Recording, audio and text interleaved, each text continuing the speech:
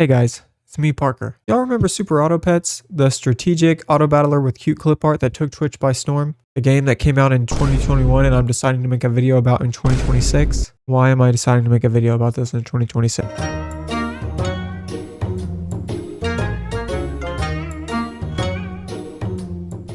So, I have no idea what I'm doing. This idea came to me at 4 a.m. last night with no sleep, and I decided I'd make a Super Auto Pets video. I need something to pump out to feed the machine while I'm working on bigger videos in the background, so I think we'll structure it like this. First, I'll talk quickly about my first exposure to the game, briefly explain the game, run through some builds, have some laughs and haha funnies, and we'll all be done in time for supper. Sound good? Also, I really want to say thank you so much for over 500 views on the last video. I know that may not seem like a lot, but I never thought that I would reach that amount of views, especially so quickly, and that gives me motivation to keep going. So if you like the video, consider liking the video and subscribe if you'd like to see more. Thank you so much. So I was exposed to Super Auto Pets through everyone's favorite gamer of the year. I saw Ludwig playing it on stream and I thought, funny game for a funny guy. Then a few weeks later I saw it on the App Store and I didn't think much of it, but I thought I'd give it a try. Here we are.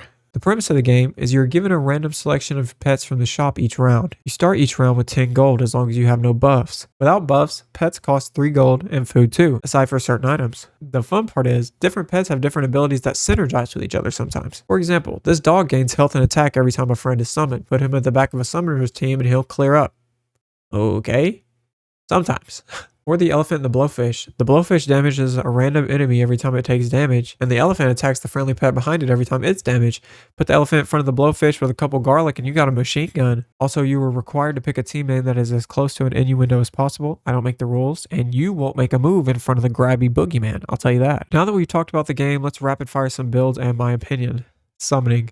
Oh my beloved, I love a good summoning team, except when I'm against them. Then I hate them. Sniper has always been hard for me to build a good sniper team. The damage never scales enough and I start getting flattened by food builds. Speaking of which, the food build. I hate the food build. Why are you 50-50 on round 4 with a level 3 fish? Abilities. This one's kind of a wild card category where you just rely on the pet abilities, kind of like a misc. It usually doesn't end well, but you get to see cool stuff like this. Now, it's obligatory that we hate for at least a little bit, so here is Parker's Hate Break. For bad pets, we got Snail. The thought of sacrificing 3 gold for 1 health to my team if I lose the match seems crazy to me. Maybe it's good early game, but I don't know. Never use it. Rooster. This one isn't as strong as the Snail, but it feels like the Rooster wants to be in both a summoning and a health/food build, and it doesn't really fit well in either. Its ability to summon a chick with 1 heart and half its attack on death is pretty lackluster. The Dragon. Though it seems sick in theory, this is a tier 6 pet, the last tier of pets in the game, with every pet having a chance to show up in the shop.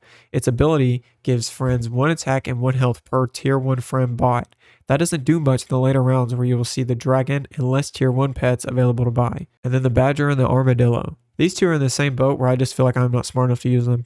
No hate on them. Now, there are a lot less items that I would consider bad. A few that come to mind are the Pill. This item kills the pet you use it on, which is good for if you have excess gold, want to get rid of a pet to replace, and the pet you want to replace has an on-kill ability. There are very niche circumstances where this is good. The Cupcake, not really bad per se, however, I feel it's less useful than other items in the game with its effects wearing off after 1 round. And then Canned Food. This may be good. I just suck at planning for the future. Hell, I want to be a YouTuber. That should be proof enough. And a few more things. If you use a honey on the porcupine at the end of your team, you're a lunatic.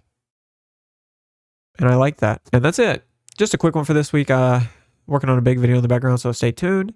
If you like the video, like the video. If you subscribe the video, and I'll subscribe you later. And also, I despise seeing a well-placed Scorpion because every time I buy a Scorpion, I immediately get set against a summoning team and I waste my peanut perk on a 1/1 lamb.